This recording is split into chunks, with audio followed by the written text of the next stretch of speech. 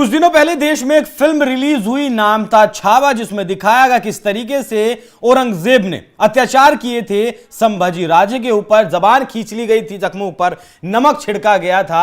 यह अत्याचार देखने के बाद इस देश का हिंदू एक बार फिर से जागा और उसने मांग कर दी औरंगजेब की जो कब्र है उस पर बुलडोजर चला दिया जाए, उसे ढहा दिया जाए। मांग यहां तक भी वीएचपी ने कर डाली कि वहां कुछ जो हिंदू वीर रहे हैं उस वक्त के, उनका स्मारक बन जाना चाहिए। लेकिन क्या जब ये फिल्म नहीं आई थी उससे पहले इस तरीके के दंगाई, इस तरीके के दंगे नहीं करते थे देश में? क्या अभी पिछले दिनों महू में, मध्य प्रदेश में दंगा नहीं हुआ? क्या कासगंज में एक यात्रा के दौरान चंदन गुप्ता की हत्या नहीं की गई? क्या करौली राजस्थान 2022 में दंगा नहीं किया गया, हिंसा नहीं भड़की, पुलिस वाले पुलिस वालों को जख्मी नहीं किया गया, उन पर हमला नहीं किया गया? ऐसी बहुत सी घटनाएं हैं। खरगोन में हुआ, जहांगीरपुरी दिल्ली में, देश की राजधानी दिल्ली में किस तरीके से वहां पुलिस वाले भी जख्मी हुए, किस तरीके से पूरी दिल्ली को एक आग की चपेट में लेने की कोशिश की गई। मेवात हमने देखा, बहराइच में सिर्फ एक झंडा, एक इस्लामिक झंडा कहें या फिर एक हरे रंग का झंडा उतारने के एवज में किस तरीके से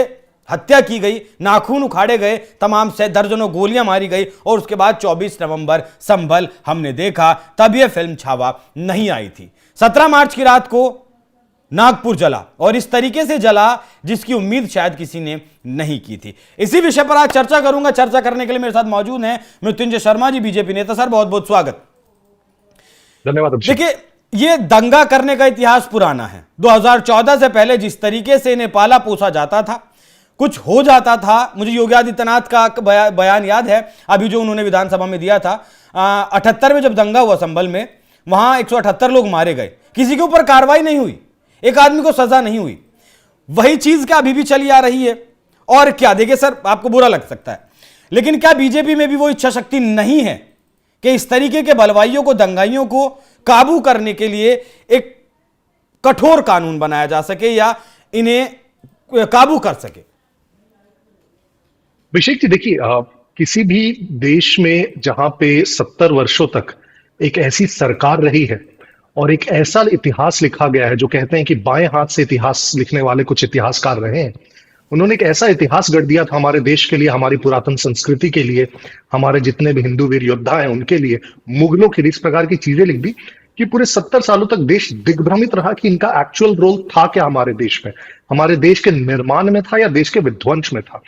पिछले 10 वर्षों में ये बदलाव आया है अभिषेक जी की दोनों तरफ से अब बहुत सारे मूवीज आने लगे हैं, बहुत सारी किताबें आने लगी हैं, चर्चाएं होने लगी हैं, पता चलने लगा है कि हमारे देश को विध्वंस करने में किन लोगों का हाथ था, कि मुगलों की असलियत क्या थी। और तब अब इस प्रकार के डिमांड उठने लगे हैं कि उन लोगों का जिन्होंने हमारे देश की संस्कृति संसाधन को बर्बाद किया, जिन्होंने हमारे देश के जो सबसे बड़े हीरोज रहे हैं, उन लोगों की हत्या की, बर्बरता से हत्या की, क्या हम उन्हीं को पूजते रहेंगे अपने देश में? छोटी छोटी शुरुआत हुई, सड़कों के नाम बदलने से शुरुआत हुई, अयोध्या में राम मंदिर बना जो 500 वर्षों के एक तरह से आप कहें तो पुनर्जागरण का एक प्रतीक है हमारे लिए। और उसी के अंतर्गत अब ये छावा एक ट्रिगर हो सकता है, लेकिन इस प्रकार की मांगे करीब करीब उस प्रदेश में नहीं, देश के हर एक व्यक्ति के अंदर है। आप देखेंगे कि ऐसे प्रदेश में जहां छत्रपति शिवाजी का जो प्रदेश है, उस प्रदेश में क्या औरंगजेब का मजार होना किसी भी एंगल से, किसी भी एक ऐसे राष्ट्र के लिए जो खुद पे प्राइड कर सके, किसी भी एंगल से क्या वो उचित है? और ना सिर्फ उसका मजार होना वहां पे, बल्कि वो ऐसा ही प्रोटेक्टेड हो, उसके ऊपर प्रत्येक साल हम टैक्स पेयर का 6.5 लाख रुपया खर्च किया जाए, उसके ऊपर जाके प्रेयर्स करे ये लोग, क्या ये किसी भी प्रकार से उचित है? नहीं है। और इसी को लेकर विश्व हिंदू परिषद ने एक अभियान छेड़ा। हम बहुसंख्यक समाज है अभिषेक जी, लेकिन फिर भी हम लोकतंत्र में विश्वास करते हैं, लोकतांत्रिक तरीकों में विश्वास करते हैं। राम मंदिर बनने के लिए हमने वर्षों इंतजार किया जब तक कोर्ट का आदेश नहीं आया। इसी प्रकार वह मजार के लिए भी विरोध किया गया, बोला गया कि इस पे किसी प्रकार से लोकतांत्रिक तरीकों से इसे हटाया जाना चाहिए और हमारे जो पुरातन हिंदू योद्धा हैं उनकी प्रतीक यहाँ पे लगाई जानी चाहिए। अब उसके विरोध में, लेकिन आप देखिए क्या होता है, उसके विरोध में लोकतांत्रिक तरीका नहीं अपनाया जाता है। उसके विरोध में एक विशेष समाज से लोग निकल कर आते हैं, उनके चेहरों पे रुमालें गड़ी होती है, इसका मतलब कोई ना कोई गलत इंटेंशन है, हाथ में डंडे होते हैं, बोतल होते हैं, पत्थर होते हैं।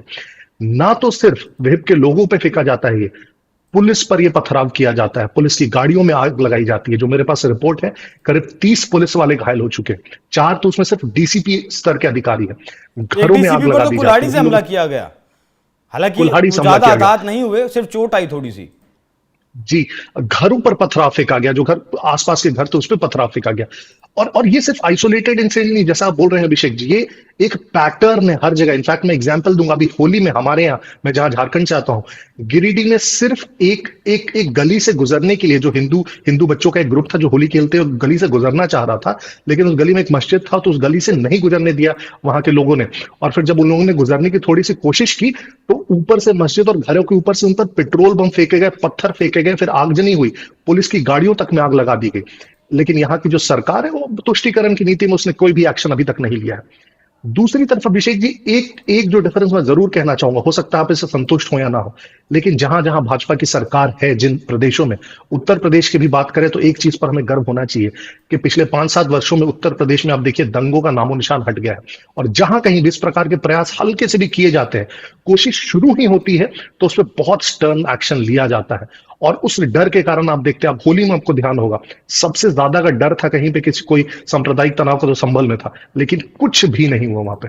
महाराष्ट्र फूल में भी मुझे बरसाए पूरा गए हैं। विश्वास है, बिल्कुल। और महाराष्ट्र में भी मुझे पूरा विश्वास है, जिस प्रकार की सरकार है देवेंद्र फडणवीस की के नेतृत्व में, इन्होंने जो कर दिया वो कर दिया, वो तो बहुत ही ज्यादा दुखद है और शर्मनाक है।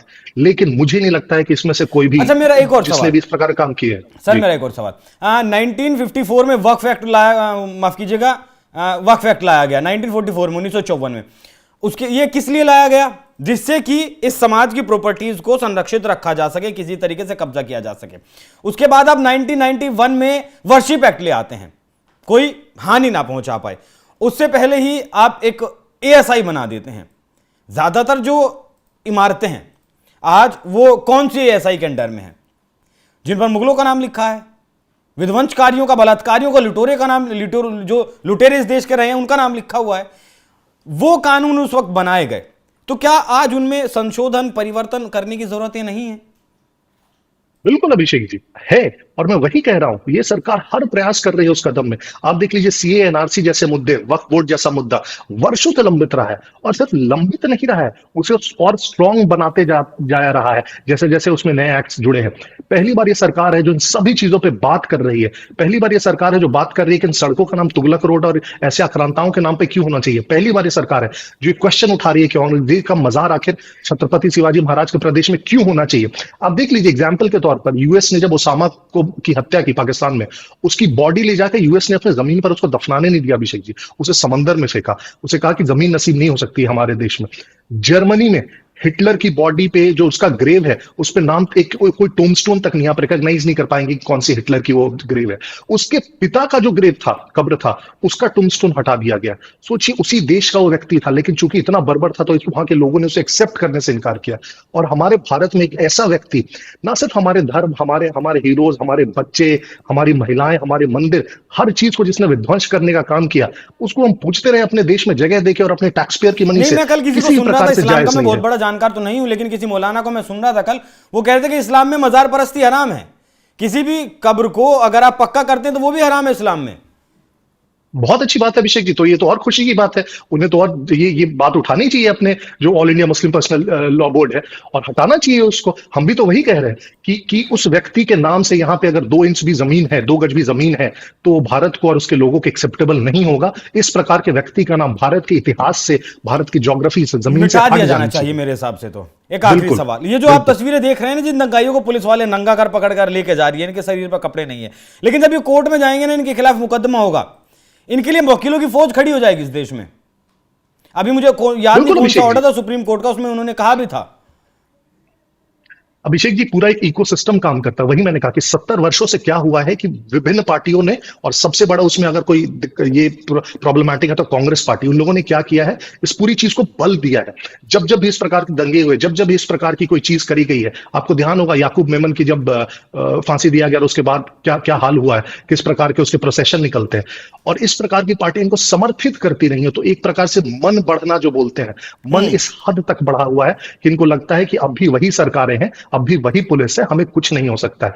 लेकिन यही गलत कर जाते हैं ये लोग। अब इन्हें ये नहीं समझ में आता कि अब कानून का राज है, और कोई भी गैर लोकतांत्रिक तरीका अगर ये अपनाएंगे तो अब सत्ता में वैसे लोग नहीं है जो इनको संरक्षित कर सके। इनके आका भी इनको संरक्षित नहीं कर सकते हैं, और इनको वो परिणाम झेलना पड़ेगा जो न्यायिक रूप से उचित है इनके लिए। ठीक है सर, एक बस आखिरी लाइन आपसे चाहूंगा कि ये जो वक्फ को लेकर भी फिलहाल चल रहा है, ये औरंगजेब का ही मामला था या फिर वक्फ की जो संशोधन हो रहे हैं वो खींच निकालने की कोशिश की गई?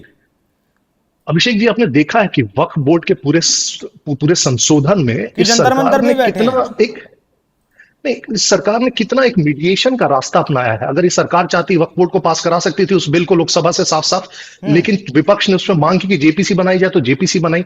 जेपीसी की करीब 24-25 बैठकें हुई, सारे पार्टी से रिप्रेजेंटेटिव हुए, सबसे चर्चा की गई, उसके संशोधन एक्सेप्ट किए गए, फिर उसको उपराष्ट्रपति को पेश किया गया।